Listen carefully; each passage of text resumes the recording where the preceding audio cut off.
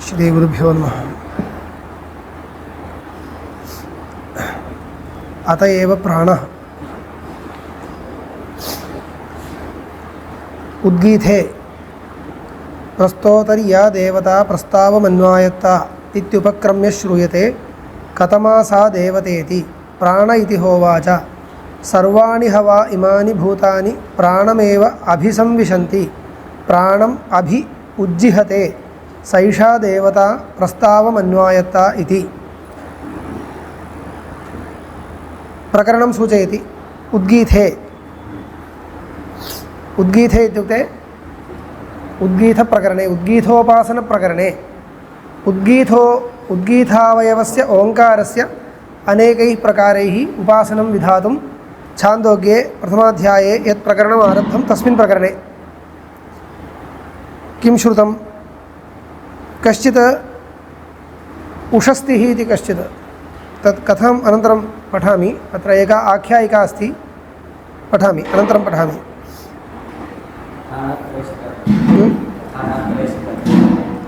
न प्रेषिता एवं मया स्थलं प्रेषितं, तत्र पुस्तकम् उद्घाट्य अनन्तरं पश्यन्तु। प्रस्तोतर्या देवता प्रस्तावमन्वायत्ता इत्युपक्रम्य श्रूयते इति।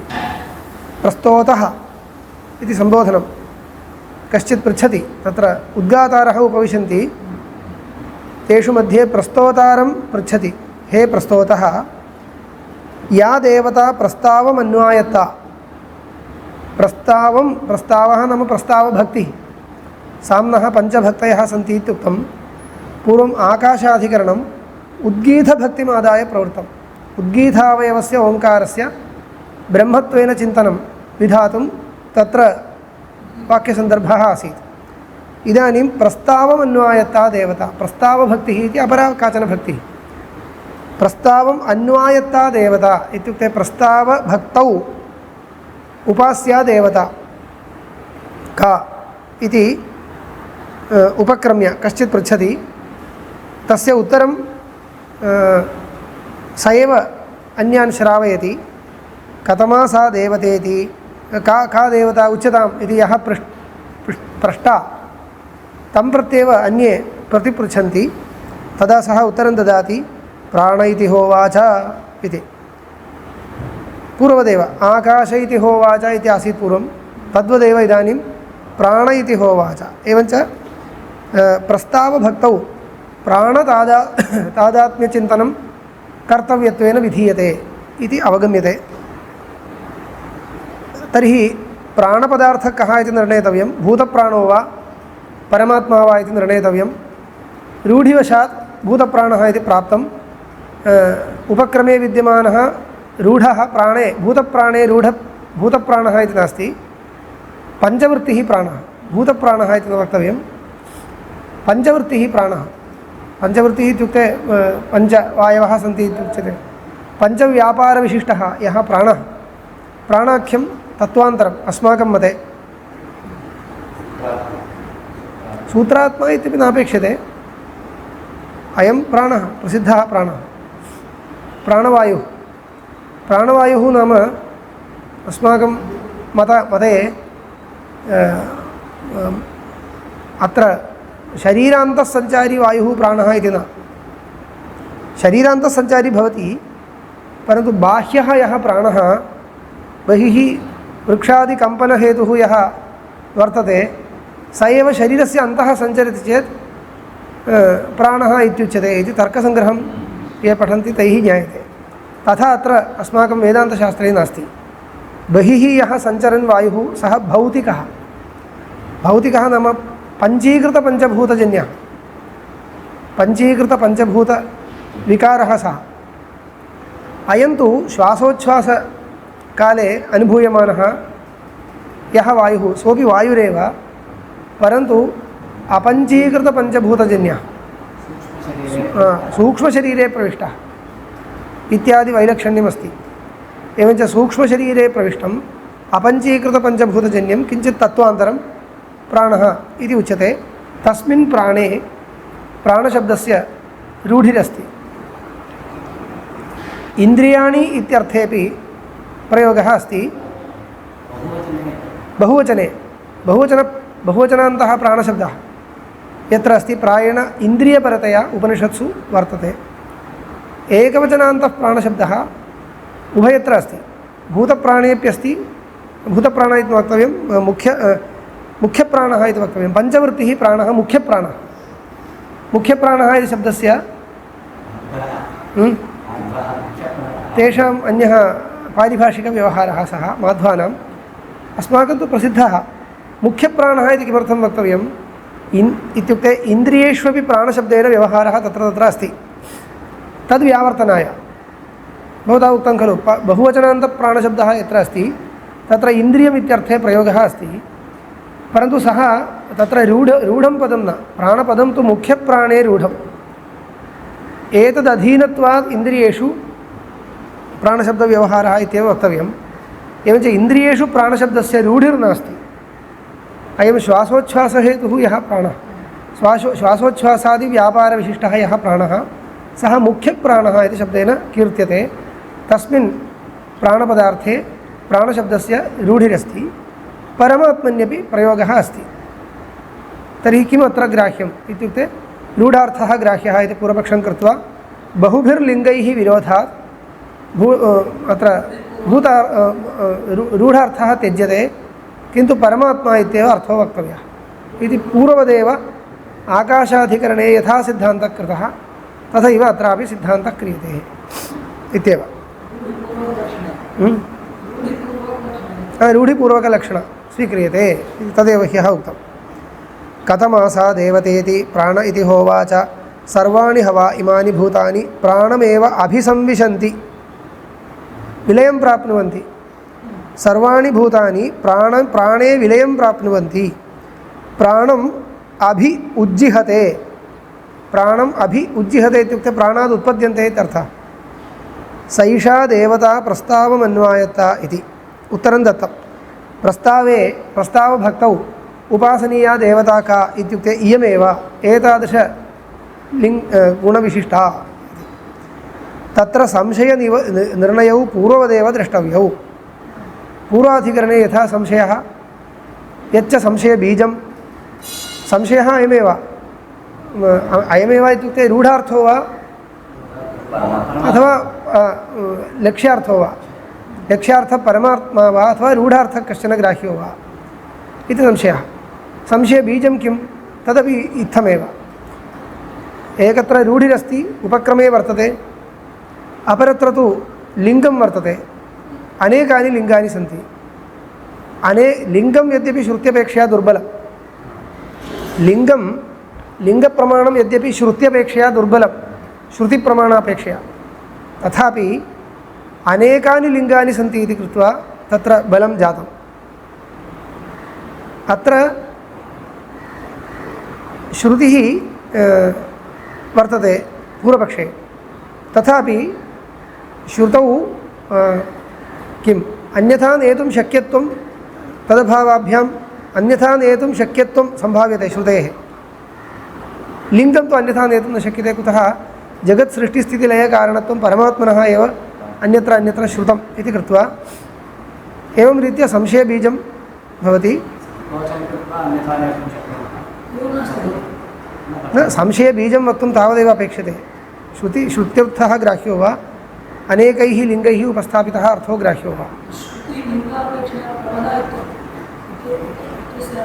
तदेव उच्यते। तदेव अतएव संशयः। श्रुतिः वर्तते इति कृत्वा श्रुतित्वादेव सा प्रबला इति कृत्वा तस्मिन् पक्षे बलमस्ति। अपरस्मिन् पक्षे लिङ्गं यद्यपि स्वतो दुर्बलं, परन्तु अनेकानि लिङ्गानि सन्ति इति कृत्वा बलम्, अनेकानि लिङ्गानि सन्ति इति कृत्वा बलं जातम् इति कृत्वा तयोर्मध्ये किं ग्राह्यम् इति समबलत्वमिव प्रतीयते। समबलत्वं वस्तुतः समबलत्वं चेत् तत्र निर्णयः न भवति। समबलत्वमिव प्रतीयते चेत् संशयबीजं जातं सिद्धं। संशयबीजं संशयस्य कारणं, तस्मात् अधिकरणारम्भो भवति।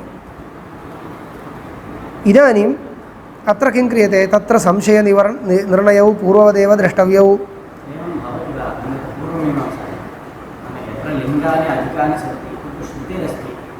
श्रुतिं बाधित्वा सामर्थ्यवशात् तस्य नियोगः भवति।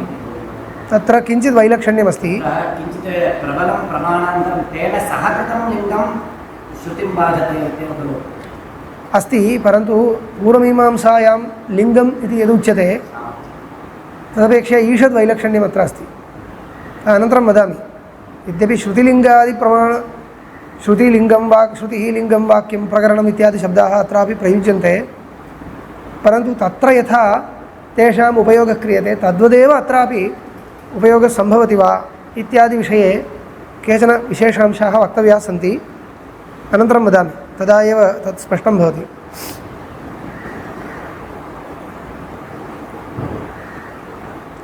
अत एव पूर्वमीमांसायां यत् चिन्तितं तदपेक्षया केचन विशेषाः अत्र भवन्त्येव, अत एव खलु उत्तरमीमांसा आरम्भणीया।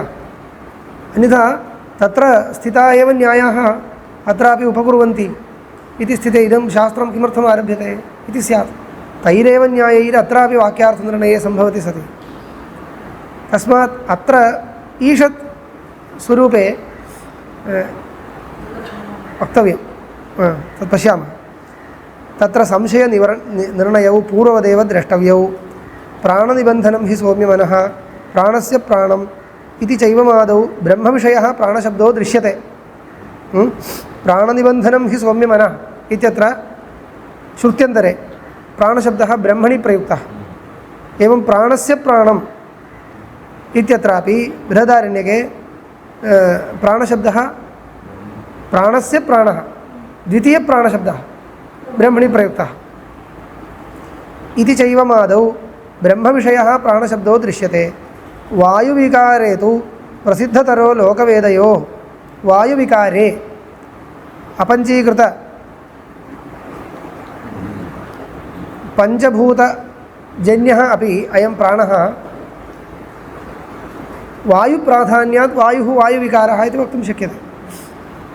सर्वेषां विकारः वस्तुगत्या पञ्चानां मिलितानां विकारः अयं, परन्तु तत्र वैशेष्यात् तु तद्वादस्तद्वादः इति न्यायः इति उच्यते। तत्र विशेषांशः कस्य इत्यनुसृत्य लोके व्यवहाराः भवन्ति। तथा च वायुविकारे प्रसिद्धतरः लोकवेदयोः। अतः इह प्राणशब्देन कतरस्य उपादानं युक्तम् इति भवति संशयः इति। किं पुनरत्र युक्तम् इति चेत् तत्र वायुविकारस्य पञ्चवृत्तेः प्राणस्य उपादानं युक्तं। पञ्चव्यापारविशिष्टः यः वायुविकारः तस्यैव ग्रहणं युक्तं। तत्र हि प्रसिद्धतरः प्राणशब्दः इत्यवोचाम। पूर्वाधिकरणे इव अत्रापि तथैव वक्तव्यं। प्राणशब्दः तत्रैव प्रसिद्धः इति तदेव ग्राह्यं। ननु पूर्ववदिहापि तल्लिङ्गात् ब्रह्मण एव ग्रहणं युक्तं। पश्यतु, इदानीं नूतनस्य अधिकरणस्य आरम्भः किमर्थम् इति पृच्छति। यदि पूर्वपक्षोपि स एव, सिद्धान्तोपि स एव, संशयबीजमपि तदेव, किमर्थं तर्हि अधिकरणान्तरम्? अतः एव इदं किमुच्यते, अतिदेशाधिकरणमिति अतिदेशं करोति। अत एव प्राणः, अत एव पूर्वाधिकरणोक्ता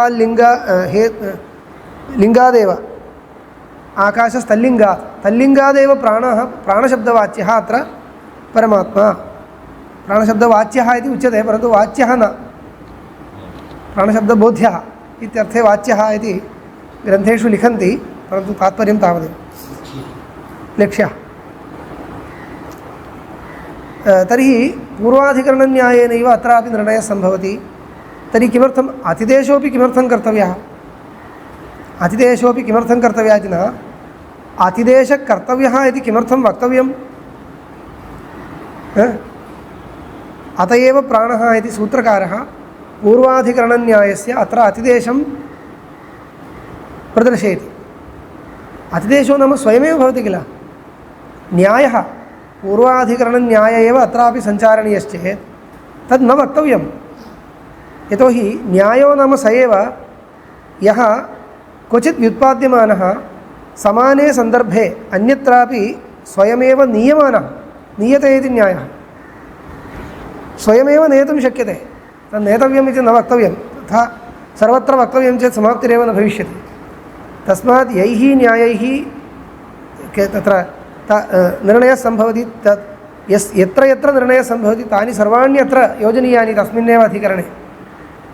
अत एव प्राण आकाशस्थल्लिङ्गात् इत्यधिकरणे लिङ्गेन निर्णेतव्यानि अधिकरणानि सर्वाणि तत्र विषयवाक्यानि सर्वाणि तत्र वस्तुगत्या विषयत्वेन ग्रहीतुं शक्यानि। एकं स्थलम् उदाहृत्य सूत्रकारः अस्मान् व्युत्पादयति तावदेव।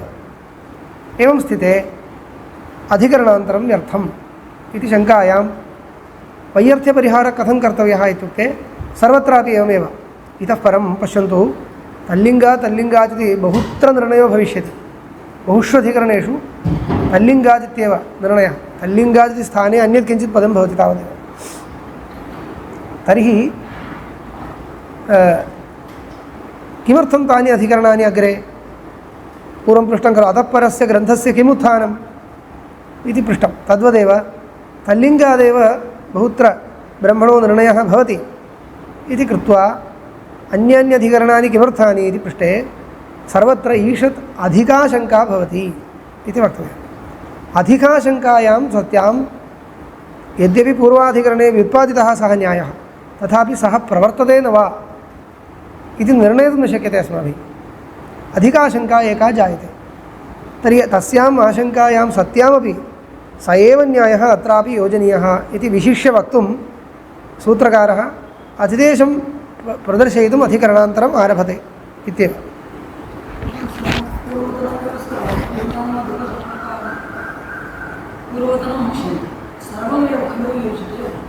न अत एव अग्रे अधिकाशङ्का कथमिति प्रदर्श्यते पश्यतु। आम्, आतिदेशिकी सङ्गतिः इति वक्तव्यं। पूर्वाधिकरणन्यायस्य एवं सिद्धान्तेन सह आतिदेशिकी सङ्गतिः, पूर्वपक्षेण सह दृष्टान्तसङ्गतिः,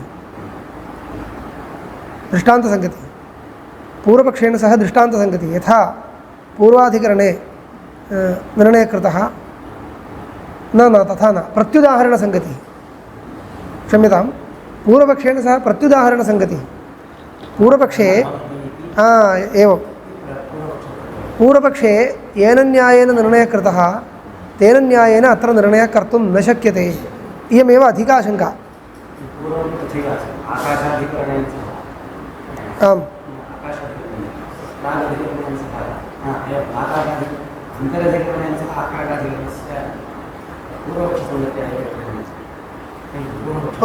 प्रत्युदाहरणसङ्गतिः वा? आम्, एवं वर्तते एवम्। अत्रापि यद्यपि लिङ्गानि सन्ति, परन्तु तानि लिङ्गानि अनन्यथा सिद्धानि लिङ्गानि परमात्मानमेव गमयन्ति इति पूर्वाधिकरणे उक्तम्। अत्र तथा न, अत्र तद्वदेव अत्र निर्णयः कर्तुं न शक्यते, सः न्यायः अत्र न सङ्गच्छते इत्युक्त्वा पूर्वपक्षं करोति। तस्मात् प्रत्युदाहरणसङ्गतिः इति पूर्वपक्षेण सह प्रत्युदाहरणसङ्गतिः, सिद्धान्तेन सह चेत् आतिदेशिकी सङ्गतिः इति वक्तव्यम्। ननु पूर्वदिहापि तल्लिङ्गात् ब्रह्मण एव ग्रहणं युक्तम्, इहापि वाक्यशेषे भूतानां संवेशनोद्गमनं पारमेश्वरं कर्म प्रतीयते। पारमेश्वरं कर्म, परमेश्वरस्य कर्म किं? भूतानां सर्जनं विलापनं च द्वयं परमेश्वरस्य कर्म। तदत्रापि श्रूयते। तर्हि परमेश्वरे एव इति झटिति निर्णयः कर्तव्यः इति चेन्न, मुख्येऽपि प्राणे भूतसंवेशनोद्गमनस्य दर्शनात् इति। मुख्येऽपि प्राणे भूतानां संवेशनम् उद्गमनं च विलयनम् उत्पत्तिश्च श्रूयते, श्रुत्यन्तरे वर्तते, श्रूयते इति।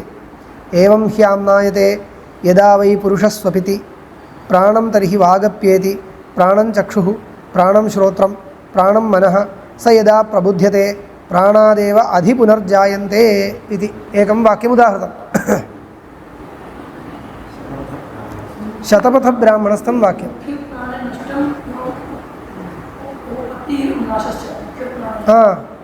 अत्र मुख्यप्राणस्य परिग्रहेपि इदं लिङ्गं सम्यक् योजयितुं शक्यते।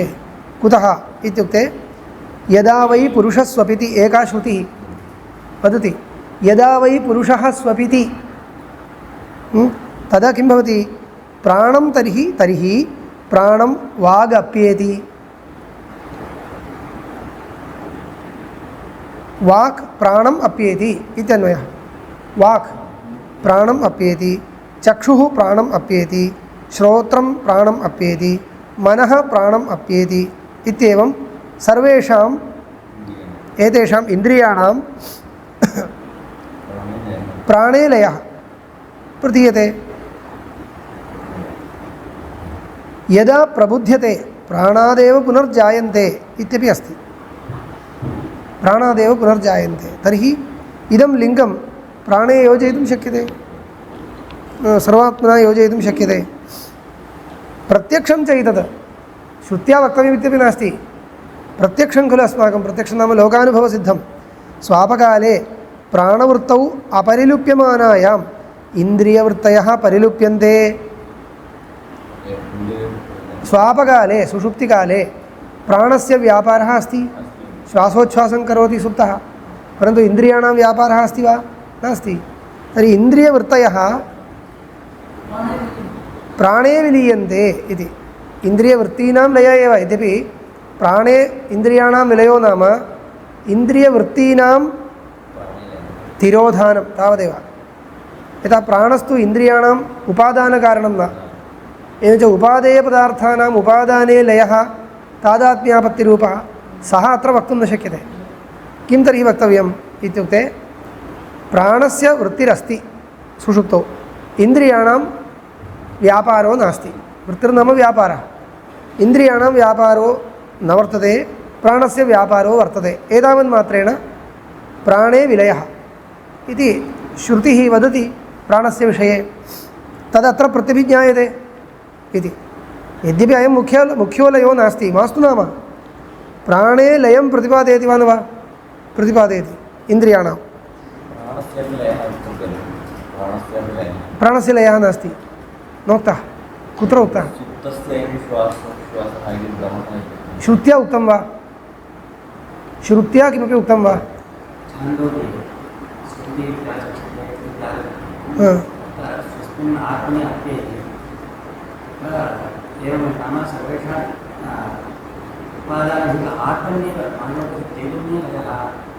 चैतन्यलयः भवतु चैतन्यलयो पश्यतु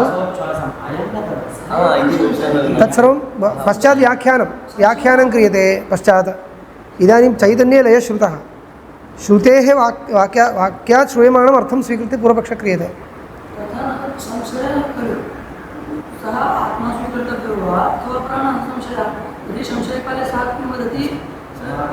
एवं श्रूयते तावदेव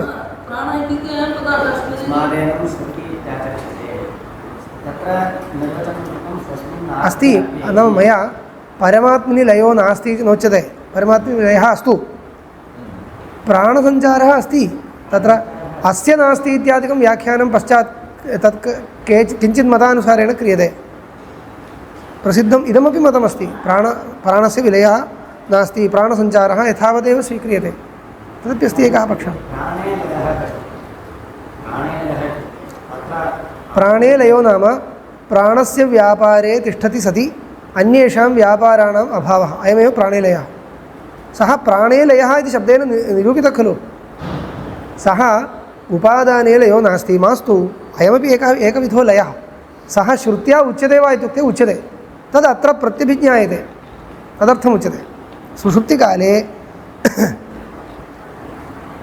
प्राणवृत्तौ अपरिलुप्यमानायाम् इन्द्रियादिवृत्तयः परिलुप्यन्ते प्रबोधकाले च प्रादुर्भवन्ति इति इन्द्रियसारत्वाच्च भूतानाम् अविरुद्धः मुख्ये प्राणेपि भूतसंवेशनोद्गमनवादी वाक्यशेषः पश्यन्तु इदानीम् अस्माकम् इदं वाक्यं किमर्थं भाष्यकारैः इदं किमर्थं लिख्यते इत्युक्ते एतत् श्रुतिप्रदर्शनेन किं प्रयोजनं जातम् इदानीं भवद्भिः तत्प्रष्टव्यमासीत् अत्र अस्माकं विचार्यमाणे सन्दर्भे कथमस्ति सर्वाणि वा इमानि भूतानि जायन्ते इति नास्ति प्राणमेव संविशन्ति इत्यस्ति सर्वाणि हवा इमानि भूतानि प्राणमेव अभिसंविशन्ति इत्यस्ति। प्राणम् अभ्युज्यहते कानि भूतानि। भवतः सुषुप्तिकाले इन्द्रियाणां लयो भवति इत्युक्तं। भूतानां लयः सर्वभूतलयः प्राणे उक्तो वा न उक्तः।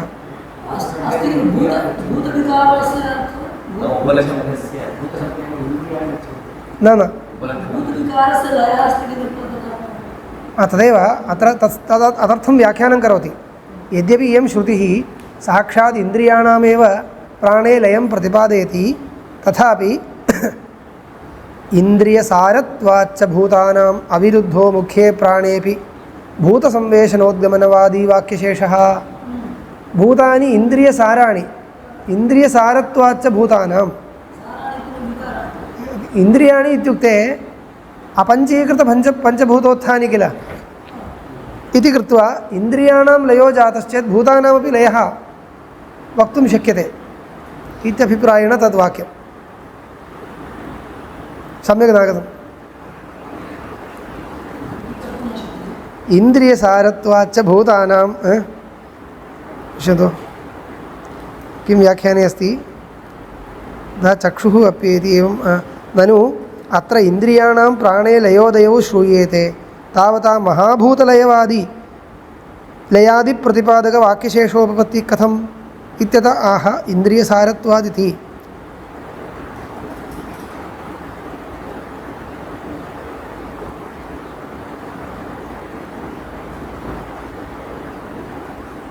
तदेव उक्तम् इन्द्रियाणि अपञ्चीकृत्यासाराणि इत्येवं लयश्रुत्या भूतानामपि प्राणे लयादिसिद्धेः वाक्यशेषो कथञ्चिदेव कथञ्चिदुपपत्तिः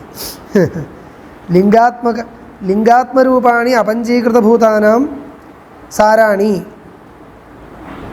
अपञ्चीकृतभूतानां साररूपाणि भवन्ति इन्द्रियाणि इति कृत्वा इन्द्रियाणां लयः उक्तः इति कृत्वा भूतानामपि प्राणे लयः सिद्ध्यति इति योजनीयम् इत्येव। इन्द्रियसारत्वाच्च भूतानाम् अविरुद्धः मुख्ये प्राणेपि भूतसंवेशनोद्गमनवादी वाक्यशेषः।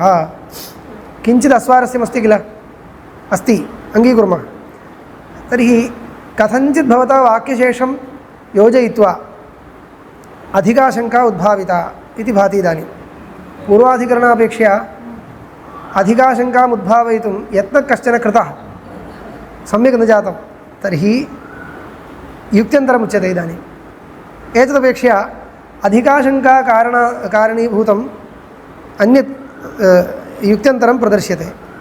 अपि च आदित्यः अन्नं च उद्गीतप्रतिहारयोर्देवते प्रस्तावदेवतायाः प्राणस्य अनन्तरं निर्दिश्येते न च तयोर्ब्रह्मत्वमस्ति तत्सामान्याच्च प्राणस्यापि न ब्रह्मत्वमिति इदं मुख्यं।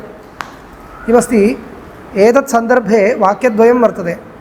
तत्र आदित्यः श्रुतः अन्नं च श्रुतं तयोरपि उपासनं विहितं।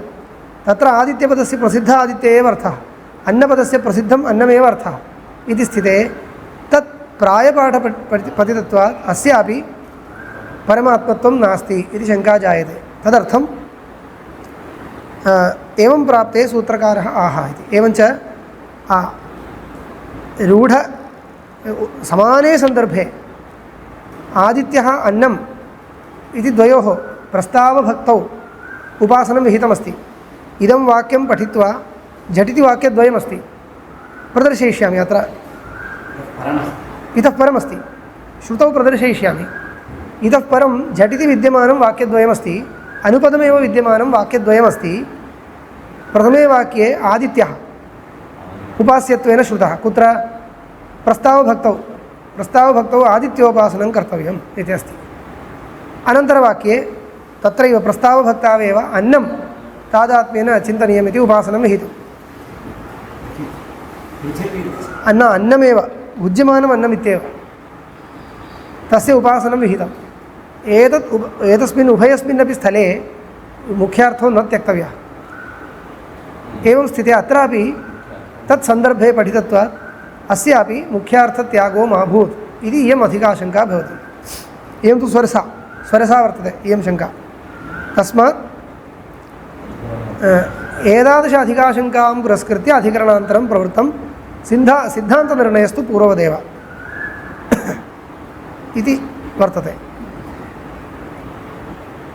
इदानीं श्रुतिं पश्यामः। मध्ये किमर्थम् इत्युक्ते किञ्चित् तत्र विषयम् उक्त्वा इदानीं श्रुतिसन्दर्भं पश्यामश्चेत् वेगेन तदपि अवगन्तुं शक्यते। तत्रापि एका आख्यायिका अस्ति। इदानीम् अहं छान्दोग्यसन्दर्भं पठन्नस्मि। दशमे खण्डे नाम एतदनन्तरमेव आकाशाधिकरणस्य यः सन्दर्भः आसीत् साक्षात् तदुत्तरसन्दर्भः। अत्र एका आख्यायिका अस्ति। पूर्वम् एका आख्यायिका आसीत् खलु, द्वयोः कलहः त्रयाणां। तद्वदेव अत्रापि आख्यायिका सर्वापि अर्थवादः एव। परन्तु किमस्ति, अत्रत्य आख्यायिकां पुरस्कृत्य पुनः अन्यदेकम् अधिकरणं तृतीयाध्याये वा कुत्रचित् प्रवृत्तमस्ति। सर्वान्नानुमतिः इत्येकम् अधिकरणम्। इदानीं वेगेन पठामि इदम्। एतेन अत्र छान्दोग्यस्यापि शैली किञ्चित् परिचिता भवति इति। मटचीहतेषु कुरुषु आटिक्या सह किमपि नावगम्यते खलु। जायया उषस्तिर्ह चाक्रायणः इभ्यग्रामे प्रद्राणकः उवास। एवं पदानि सन्ति। अर्थं वदामि। मटची इति कश्चन कीटः। तेन कीटेन कुरुप्रदेशः सर्वात्मना नष्टः नाम सस्यानि नष्टानि। सस्यद्रोहं करोति तादृशकीटः सस्यद्रोहकारकः। इदानीं तस्य हननाय उपायान्तरं भवति, तस्मिन् काले न भवति खलु। अतः मटची हतेषु सस्यजालं सर्वं मटची हतं जातं। तत्र किमर्थम् उच्यते, भोक्तुं किमपि नास्ति इति। दारिद्र्यं तथा दारिद्र्यम् आगतं, भोक्तुं किमपि नास्ति, व्रीहयः नष्टाः, किमपि सर्वं नष्टं। तस्यां दशायां मटची हतेषु कुरुप्रदेशे आटिक्या सह जायया सह इत्यर्थः। आटिकी इति बाला इत्यर्थः। बालया जायया सह बाल्ये विवाहो भवति खलु। अतः बालया जायया सह अयमपि युवा कश्चन उषस्तिः इति नाम। चक्रायणस्य अपत्यं चाक्रायणः कश्चित् ब्राह्मणः। सः इभ्यग्रामे प्रद्राणकः उवास। कुरुप्रदेशे इभ्यग्रामः इति कश्चन ग्रामः। इभ्यग्रामः इत्युक्ते इभ्यः तत्र प्राधान्येन वसन्ति। इभ्यः के? इभः नाम गजः, इभ्यः गजपालकाः। गजपालकाः प्राधान्येन वसन्ति। तस्मिन् ग्रामे अयं प्रद्राणकः इत्युक्ते कुत्सितगतिः नाम भोक्तुं किमपि नास्ति, महतीं कष्टां दशां प्राप्तः सः उवास। सः इभ्यं कुल्माषान् खादन्तं विभिक्षे। तस्य दारिद्र्यस्य स्थितिं प्रदर्शयति। इभ्यः गजपालकः, तस्य यतः कुतश्चित् किमपि लभ्यते खलु, ग्रामान्तरं गच्छति, सः कुल्माषान् खादति उपविश्य। कुल्माषान्, कुत्सिताः माषाः, तस्यापि समीपे समीचीनाः माषाः न सन्ति, कुत्सितान् माषान् सः खादति। कः? इभ्यः। तस्य कं खादन्तं सः गत्वा विभिक्षे भिक्षां कृतवान्। तदानीम् इभ्यः वदति, तगुंहोवाच, इभ्यः उवाच, तं ब्राह्मणम् उवाच, न इतः अन्ये विद्यन्ते यच्च ये मे इमे उपनिहिताः इति। पश्यन्तु, मया इदानीं भुज्यन्ते खलु, इमे एव माषाः मम मत्सकाशं वर्तन्ते, इतः अन्ये माषाः मत्सकाशं न वर्तन्ते भवद्भ्यः दातुं। न इतः अन्ये विद्यन्ते, इतः अन्ये न विद्यन्ते। यच्च इदं, यच्च ये, यच्च तुभ्यं न इतः अन्ये विद्यन्ते, यच्च तुभ्यं दातुं योग्यं। ये मे इमे उपनिहता, इमे ये मया भुज्यमानाः ते मदर्थमेव परिकल्पिताः सन्ति। मया अर्धं भुक्ताश्च वर्तन्ते इति। तदानीं सः पृच्छति एतेषां मे देहि इति। यत् त्वया भुज्यते तस्यैव एकः अवयवः, एतेषां मे कश्चित् अंशः मे देहि इति होवाच। अस्तु अयं पृच्छति दास्यामः इति तान् अस्मै प्रददौ दत्तवान्, इभ्यः दत्तवान्। हन्त अनुपानम् इति, तर्हि किञ्चित् जलमपि पीयताम् इति अनुपानाय तद्भुक्तम् अनेन किञ्चित् जलमपि पीयताम्। इदानीम् उच्छिष्टम् अनेन भुक्तशेषः दत्तः वर्तते गुल्माषः, तद् अनेन ब्राह्मणेन भुक्तं। तर्हि इदानीं किञ्चित् जलमपि पीयताम् इति जलमपि दास्यति, ददाति सः इभ्यः। हन्त अनुपानम् अनुपानं पीयताम्। तदा सः वदति अनुपानमिति उच्छिष्टं वै पीतकं स्यात् इति उवाच। त्वया पीतस्य शेषः खलु, तद् उच्छिष्टं भवति, मास्तु इति वदति। उषस्तिः, तस्य नाम स्मर्तव्यम्, उषस्तिः होवाच। तदानीम् इभ्यः स्वभाव इभ्यः किं वदेत्, किं वदिष्यति? तदेव न स्विदेतेऽप्युच्छिष्टाः। भोः गुल्माषा यत् त्वया इदानीं भुक्ता तेऽपि उच्छिष्टाः एव, न स्विदेतेऽप्युच्छिष्टाः इति। तदानीं सः तत् सर्वम् एकं वाक्यं, मध्ये प्रश्नः उत्तरम् एवमेवं घटितं वर्तते। तदा सः उत्तरं ददाति, न वा अजीविष्यम् इमान् अखादन् इति होवाच। एतान् कुल्माषान् यदि अहं न खादेय तर्हि नैव जीवनमेव न भविष्यति। तस्मात् प्राणसङ्कटवशात् मया इदं भुक्तं, तत्र दोषो नास्ति। न वा अजीविष्यम् इमान् अखादन् न अजीविष्यम् इति होवाच। कामो मे उदपानमिति, उदपानं जलपानम् अन्यत्रापि मम लभ्यते, अतः सस्यानां खलु नाशः जातः, जलस्य कोऽपि नाशो नास्ति, अन्यत्र पिबामि इति अभिप्रायः अवगतः खलु। कामो म उदपानमिति, कामः मे, कामः यथेष्टं मम उदपानं तु वर्तते। सः खादित्वा अतिशेषान् जायायाः आजहार। भुक्त्वा भुक्तस्य शेषं जायायाः कृते आनीतवान्, आजहार। सा दातुं तस्यै अपेक्षते खलु, दातुम् आजहार। सा अग्रे एव सुभिक्षा बभूव। सा तु प्रकारान्तरेण अन्यस्मादेव अन्नं प्राप्तवती आसीत्, सुभिक्षा बभूव, तस्यै इदं नापेक्षितमासीत्। सा अग्रे एव सुभिक्षा, प्रागेव सुभिक्षा बभूव। तर्हि किं कृतवती? तान् प्रतिगृह्य निदधौ, तान् कुल्माषान् स्वीकृत्य प्रतिगृह्य निदधौ, तत्र स्थापितवती। एतत् सर्वं जातम्। अनेन कोऽपि सम्बन्धो नास्ति भोः, इदं पठितं मया तावदेव, प्रकृतविचारेण कोऽपि सम्बन्धो नास्ति। सः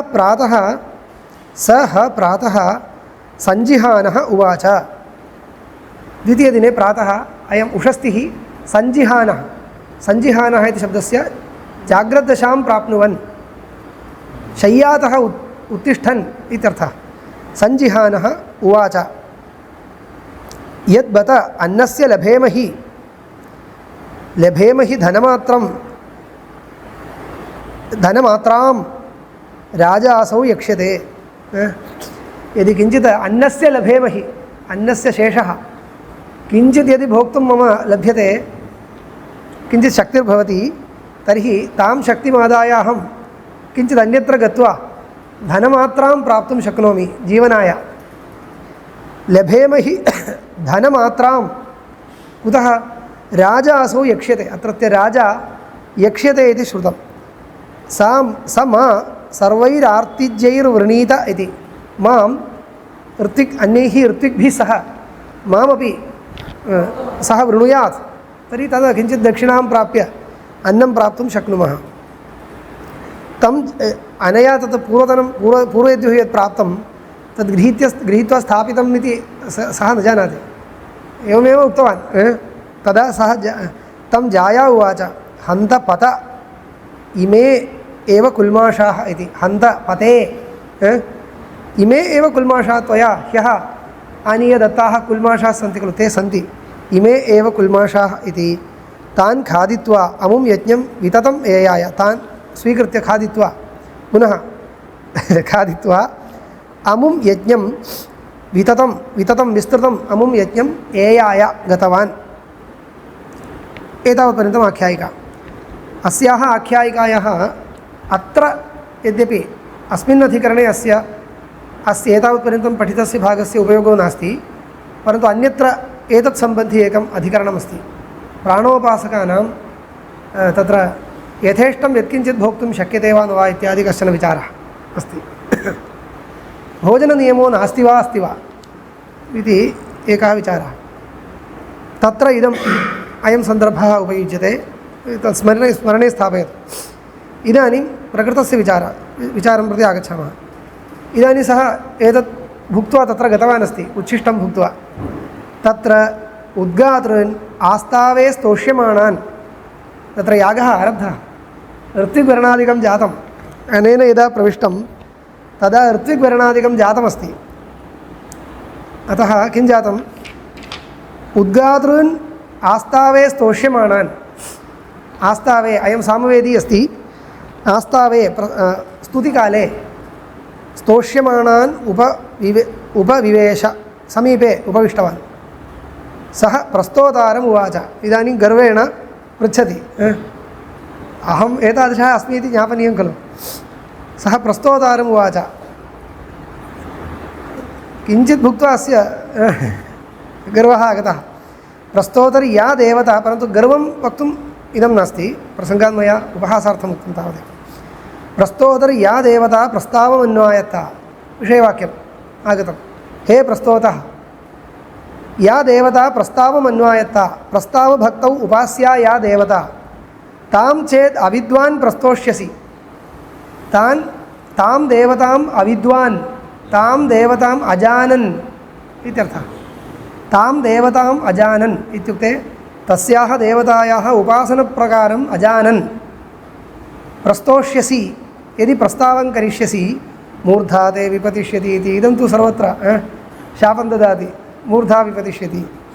तर्हि किम् अनेन किं सूच्यते इत्युक्ते, भाष्यकाराः लिखन्ति सर्वम् एतद् उपासनं विना, अत्र शापेन निन्दा प्रतीयते खलु, एतद् उपासनं विना सामगानं न कर्तव्यमिति वा?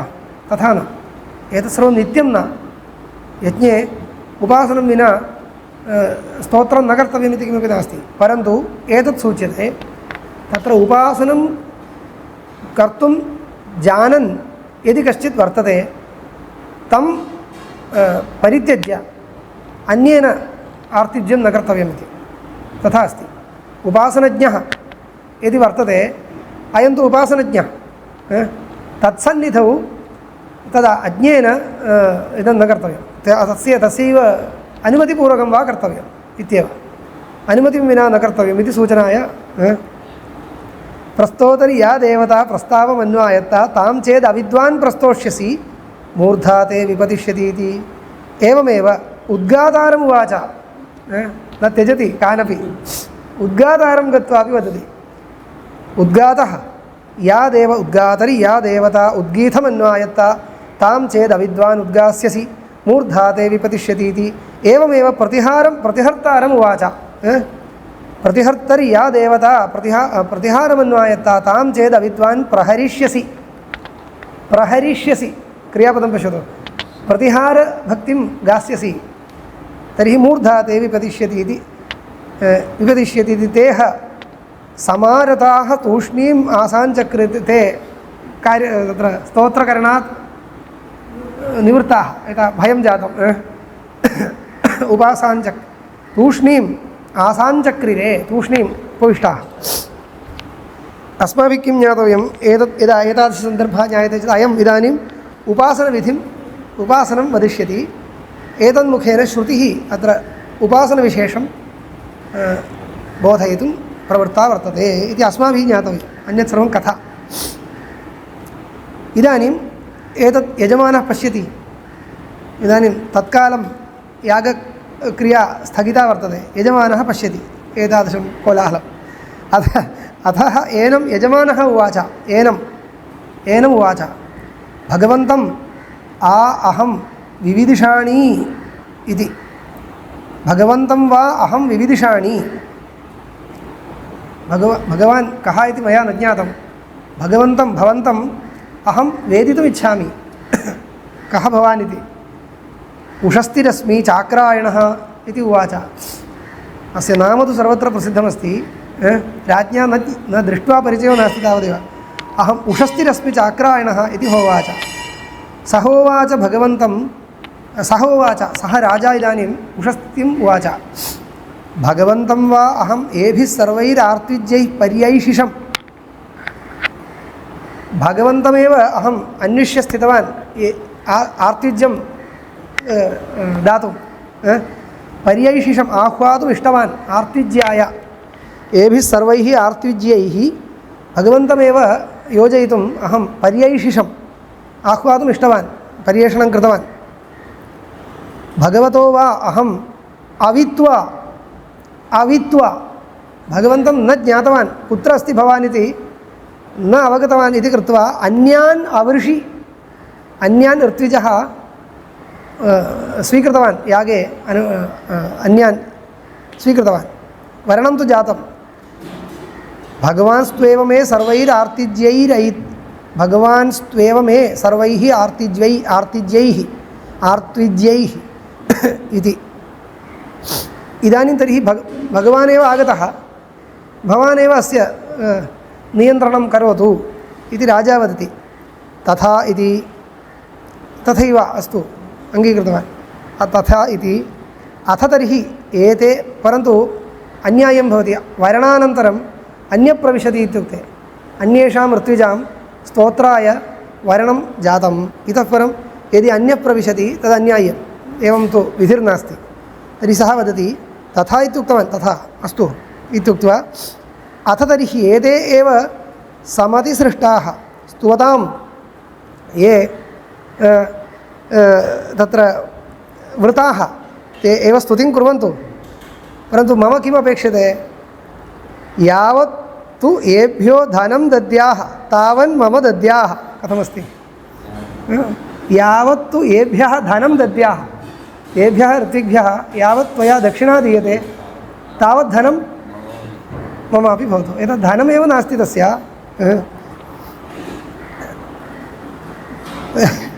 यावत् तु येभ्यो धनं दद्यास्तावन् मम दद्याः इति तथेतिह यजमानः उवाच तथैव अङ्गीकृतः अथः एनं प्रस्तोत इदानीम् एतत् सर्वं जातं मध्ये किञ्चित् मध्ये शिरा मूर्धा निपतिष्यति इत्यादिकम् उक्तं किं जातं तत्र किमायातम् एते सर्वे भीताः इदानीं तर्हि ते पृच्छन्ति अथः एनं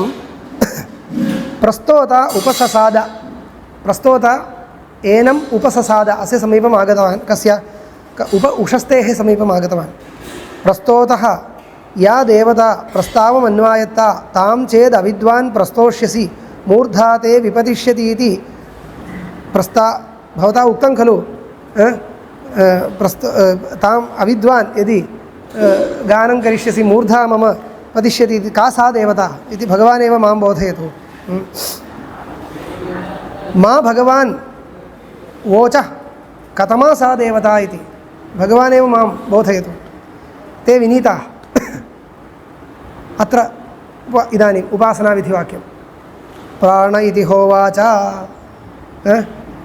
सर्वाणि हवा इमानि भूतानि प्राणमेवाभिसंविशन्ति प्राणम् अभ्युज्जिहते सैषा देवता प्रस्तावमन्वायत्ता तां चेदविद्वान् प्रस्तोष्यः मूर्धा ते व्यपतिष्यत् तथोक्तमस्य मया इति तथा मया उक्तम् इति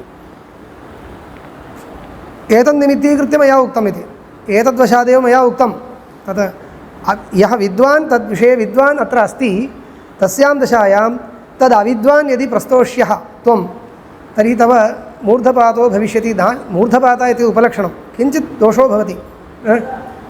दोषो भवति इति मूर्धपातो नरकं गच्छति तावद्दूरं नास्ति कश्चित् दोषो भवति इति अभिप्रेत्य मया तथा उक्तम् अतः एनम् इदं समाप्तम् अत्र इदानीं परमात्मलिङ्गवशात् परमात्मा एव अयं प्राणः इति अस्मिन् अधिकरणे निर्णेष्यते।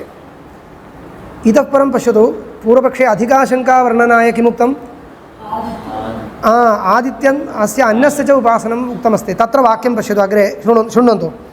अथः एनं समानारीतिः, अथः एनम् उद्गाता उपससाद। उद्गातर्या देवता उद्गीतमन्वायत्ता तां चेद् अविद्वान् उद्गास्यसि मूर्धा ते विपतिष्यतीति मा भगवान् मामित्यर्थः। मा भगवान् वोचः कथमा सा देवता इति। आदित्य इति होवाच। उद्गीते उपास्या देवता का? आदित्यः। वाक्यशेषः सर्वाणि हवा इमानि भूतानि आदित्यमुच्चैः सन्तं गायन्ति सैषा देवता उद्गीतमन्वायत्ता तां चेद् अविद्वान् उद्गास्यः मूर्धा ते व्यपतिष्यत् तथोक्तमस्य मया इति। समाप्तम्। किमस्ति? सर्वाणि हवा इमानि भूतानि आदित्यम् उच्चैः सन्तं गायन्ति। यदा आदित्यः उच्चैः उपरि आगच्छति, उच्चैः तम् आदित्यम् अन्ये सर्वाणि भूतानि जीवाः सर्वे जीवाः तं स्तुवन्ति इति। इदं परमात्मलिङ्गं वा? आदित्यं स्तुवन्ति इत्युक्ते झटिति परमात्मा इति वक्तव्यं वा? नास्ति। आदित्यं सामान्यः साक्षात् आदित्यः यः वर्तते तमपि स्तुवन्ति एव सर्वे। तस्मात्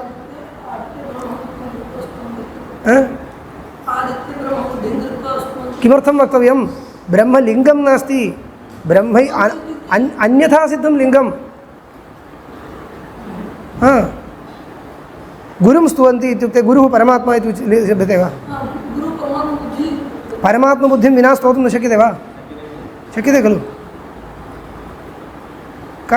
कश्चित् धनं दत्तवान् तं स्तुवन्ति जनाः।